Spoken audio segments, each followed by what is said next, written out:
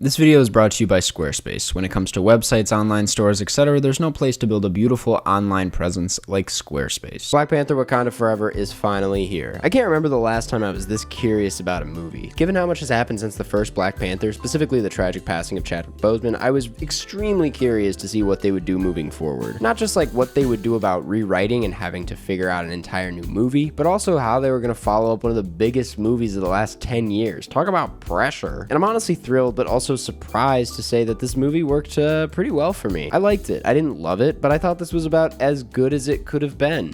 Let me get into it. For one, the cinematography and VFX are a massive improvement from the last movie. I actually just rewatched Black Panther the other day, and while a lot of it worked even more for me the second time around, the movie itself is just hideous. I still think it's a better movie than this one, but oh my goodness. It is a damn shame a movie that is that thematically rich and significant to pop culture had the same muddy Marvel look slapped onto it, a trait that most Marvel films, no matter the director, can't escape from. Besides Wakanda Forever, I guess. I mean, props to both Ryan Coogler and the DP Autumn Durald, because it really feels like the look finally matches the density of what's happening. Like, finally an action scene with proper framing, finally VFX and editing that make you move in your seat, and lighting that doesn't make characters look like they weren't in the same room together. Finally some interesting framing and breathtaking wide shots of these new underwater settings. Finally someone cares about what the movies look like. I honestly think the pressure and emotional weight attached to this movie helped bring a sense of care and extra effort as far as the presentation goes. And I know that simply caring is the bare minimum for most movies, but I guess for a Marvel movie, this looked like a breath of fresh air,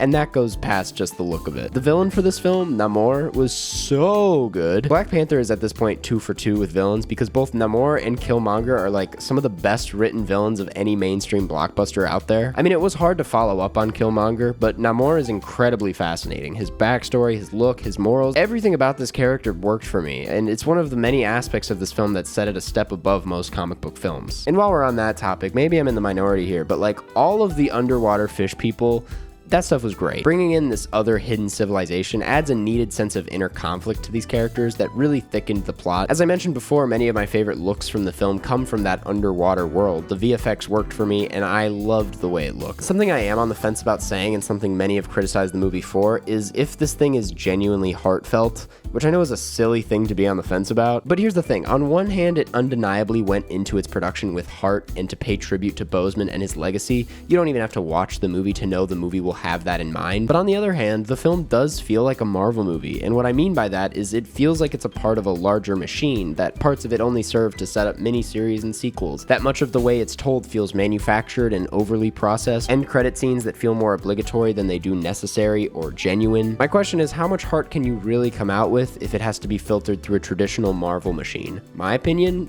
still a good amount. What miraculously worked for me with this movie was the fact that it can be a Marvel movie and be all of the things I just said, but it can also be heartfelt at the same time. I know that's a little crazy, and I wasn't expecting this movie to be necessarily touching either, but from the beginning to the end, there does feel like a sense of care, a sense of responsibility was attached to it. A responsibility that made those scenes that worked really work, and something that made the film's flaws kind of stand out. One of the flaws being dialogue. Why can't these movies get dialogue right? Yes, Wakanda Forever is a Marvel Studios production, and with that comes the same cringe, self-referential dialogue that for a second I thought this movie would leave out, but no, it's here. It's all over it. I mean, seriously, the first like 20 minutes of this thing, I was so on board, and I was like, oh my god, they're making a real movie. And once it kind of like slows down a bit and they're stuck like with two characters in a room and they're like, fuck, we gotta write people, it just gets so sloppy so fast. Listen, I love Julia Louis-Dreyfus. I love what her character represents in this movie, but I think Marvel tries to make her this comic relief character that is never not annoying, and in some parts just plain insensitive. She has all these throwaway, lazy one-liners like, oh, your olive oil is going bad. What are you doing? I was hungry. Comic relief doesn't mean saying something dumb or normal after a bunch of intense scenes. It means saying something funny. Riri, played by Dominique Thorne, is supposed to be this new Iron Man type character who, again, I did not mind at all as a character. The suit did look cool and I liked her, but the one-liners, man,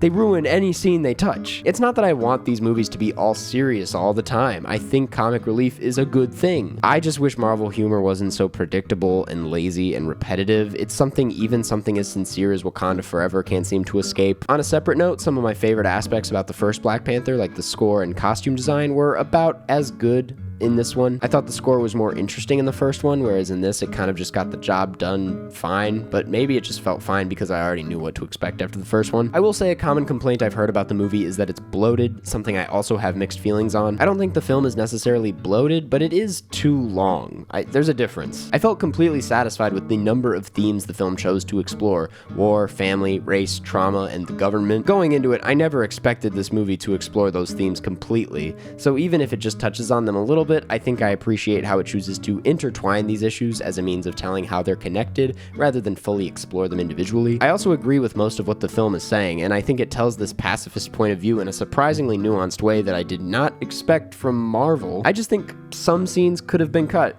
right? Maybe condensing a lot of the redundant dialogue scenes could have helped. I don't know. As I mentioned at the top of this video, I think this film is about as good as it could be, and in the process it's a pretty good movie. By that I mean it soars to the absolute limits of what a Marvel film can do. Like, it seems to actually use the financial resources to make something visually exciting, it pays tribute to Chadwick Boseman in a genuinely touching way, and it delivers in adding to the thematically dense tone the first one introduced. It may not be the classic that the first one was, but it is certainly a good movie. It does everything it can possibly do. The only thing that would make this movie better would be if it weren't confined to the self-aware machine-like storytelling that comes with being in the MCU. Which is not my way of saying just because it's a Marvel movie, it's bad. I think having to follow the guidelines that come with being a part of this universe stretch it to a point where it just gets a little messy. But I liked this. Some would say I enjoyed myself quite a bit. If Marvel made more movies like this, I would not be upset. So that's that. Thanks for watching. Go watch Wakanda Forever and form your own opinion. And before you head out, I would really genuinely love to thank this week's sponsor, Squarespace. Now, Squarespace, if you didn't already know, is a place where you can go online to build that brand of yours, whether that be an online store,